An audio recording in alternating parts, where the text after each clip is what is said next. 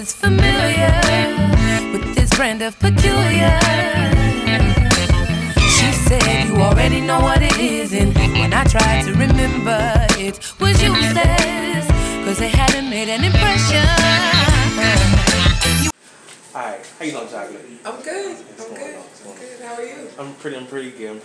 Nice. So it's been like it's been about a year and a half since your last major release. What have you been doing since then? Living life. Living life. Traveling a bit. And recording a lot. Okay. A lot. Cool. I was actually introduced to your music by a DJ. It was a mix I found on the internet. A DJ from the Netherlands. So like your stuff is worldwide. When you go abroad, do you find that you receive a lot of love, just as much love as you do here, or then you know?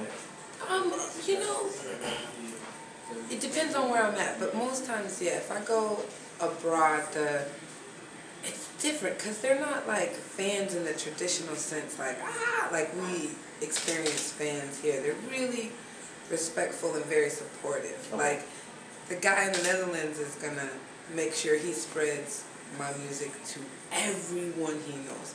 So the way they express their adoration for people that they really like is to really put the music out there and to share it with their friends and family, co-workers and stuff like that. But yeah, I everywhere I go, I feel like I get a lot of love. You know, I don't feel like I'm ever walking out of some place like they hate me. I always feel like people are digging what I'm doing. If they're there, if they're around, Right. It's not a fluke that they're in the building. I got you. What country show you the most love? Country? Shoot, the U.S. I mean, abroad, I would have to say it's a tie between London and Paris, and I've been both of them equally as often. The other places I've only gotten to go once, and that was because I was on tour with another crew, but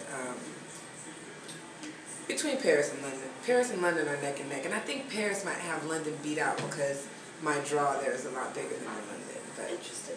That I've experienced. So yeah. Okay. That's cool.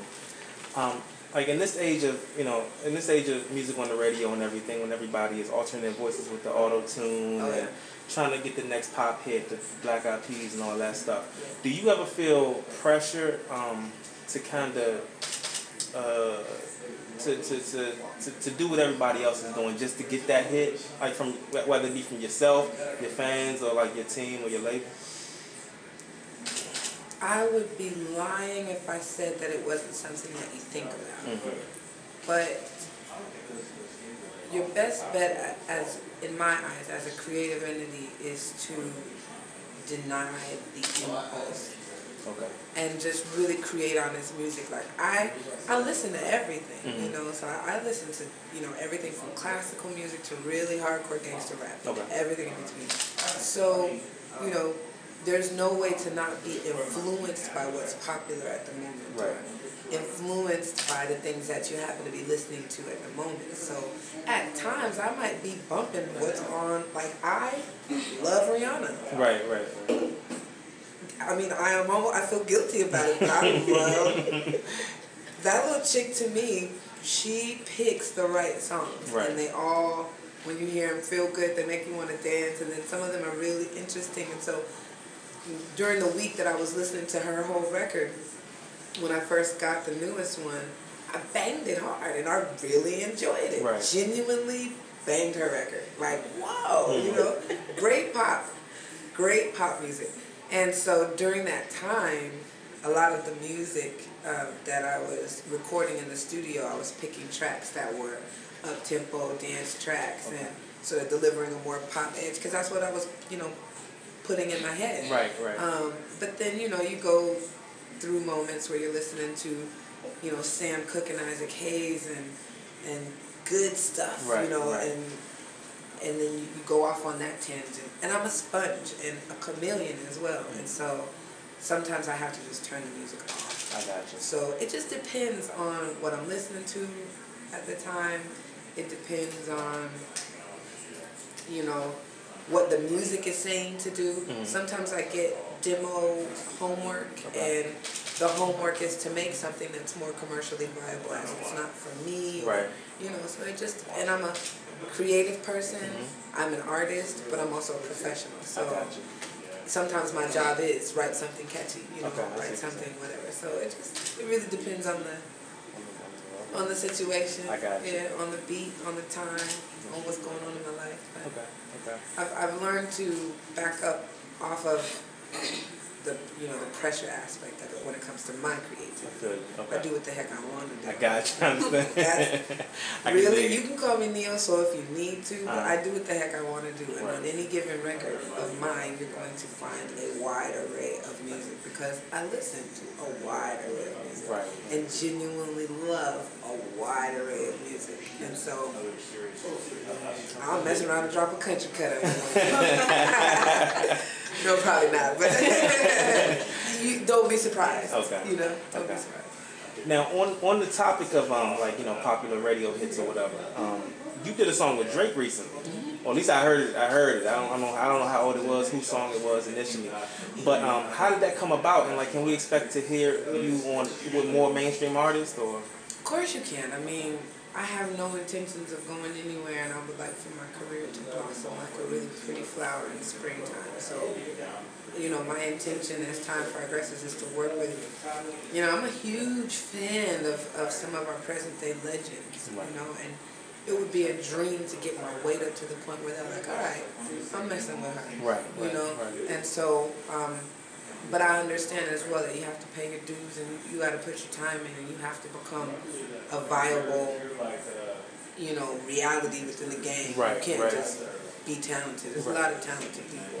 So I do understand that I have to work a little harder and get my weight up and such. But that record came about because the producer of the track is a really good pal of mine and works really closely with Cuddy Fresh, who's another producer. Actually my nephew, a really talented producer, but we're all from Seattle. Oh, sweet. And so he, you know, I had demoed something and he just was like, I'll put this together. And he just made it happen. I was like shocked like everybody else, like, really? Track is dope, by the way. The track is dope, by the way. And I was really nervous at first too because Drake is a very commercial artist, but I really like him. And, you know, we know he's capable of, you know, severe lyricism. But then he's also a very commercially viable entity as well. And so, you know, I like what he does. And I feel guilty about it, I guess, but I genuinely did like, you know, the stuff he does. So I was really happy with it. I like that song too. But one thing I need to clear up, that song is not about what everybody thinks it's about. Like, I'm not ODing on this dude that I love so much and oh my God, I'm so in love with Drake. It wasn't that. I wrote that song about being genuinely in love with and fiending for music. At the time, I couldn't record like I wanted to. And I remember the day I wrote it, a session had canceled. And I was just so depressed because I wasn't going to go into the studio. And I had that beat and I tried to write love songs, but I have, because of different situations, begun to shelter myself. So it's hard for me to write about my love relationship or ships. No, that's right.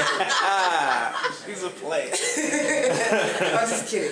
No, but so I wanted to write something that had that feeling, something where you're not, you know, you're yearning for something and you really want something and you crave it and it's really good and you can't have it like you want it and oh shit, I'm a fiend.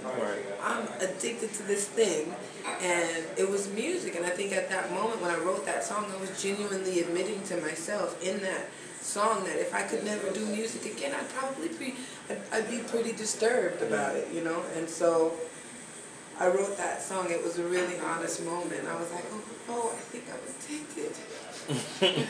You can call me a fiend. Get me so quickly. Lucky on me. That's really how I felt. I was like, ah. So, yeah.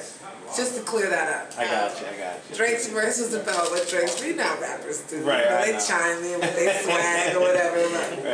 Yeah, that's song is about music. All right, so I'm gonna wrap up with what projects can we expect from you in the second half of this year? You know, it's funny. Music is such an unpredictable thing in my life.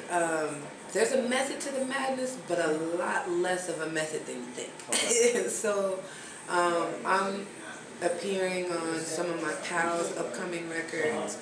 We just released, or I guess Arrow released, the Again track that it just took me forever to do, honestly, because I was moving around a bunch of the time. And when I finally got it done, it was like, oh, I like this track, and you know, let it out for people to hear. And, anyway, so we're toying with the idea of shooting a visual to accompany that track, and I'm really excited about that because I really admire that guy, and he's been really, really kind to me. Like, you know, you don't expect people to give of themselves and to offer themselves to you a lot of times in this industry, and I can't say that I've ever done anything to warrant the sort of like brotherly love that he gives me, but I'm just really excited about continuing to be able to work with him. And so there's that. Hopefully that pans out. You know, obviously my record should be here by the end of the year, and I'm gonna make a couple mixtape appearances, a couple unexpected mixtape appearances, and I have some collaborations with people that I never thought in a million years that I would be working with. Gucci. And so, no, not Gucci. Shout out to, you ready? Yeah, I'm ready. You recording? I'm recording. Shout out to Nocturnal Charm. Thank you guys so much for supporting me and for the love, and I'll see you again too. Thank you. I would say